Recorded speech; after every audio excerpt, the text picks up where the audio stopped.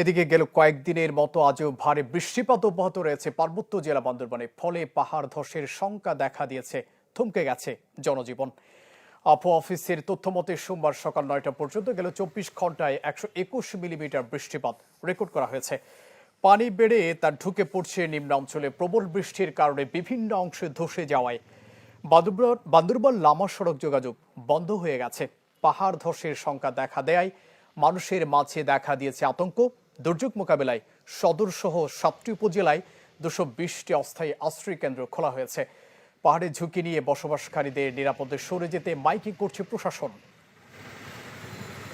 বৃষ্টির কারণে বিদ্যুৎ চলে গেছে, যার কারণে আমরা মোবাইল চার্জে দিতে পারতেছি না, বিভিন্ন সমস্যার সম্মুখীন হচ্ছে। আমরা খুব সংকটে আছি, ব্যবসা বাণিজ্য করতে পারতেছি না।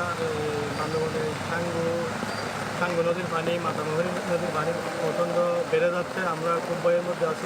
আতঙ্কে আছি। এখানে বন্যার আশঙ্কা রয়েছে।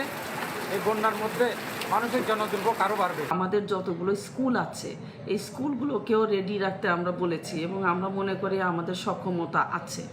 আর যেহেতু আমাদের অর্থনৈতিক সাপোর্টও বাই দিস টাইম আমরা পেয়েছি দুর্যোগ ব্যবস্থাপনা অধিদপ্তর থেকে, আমাদের প্রয়োজনীয় বরাদ্দ আছে।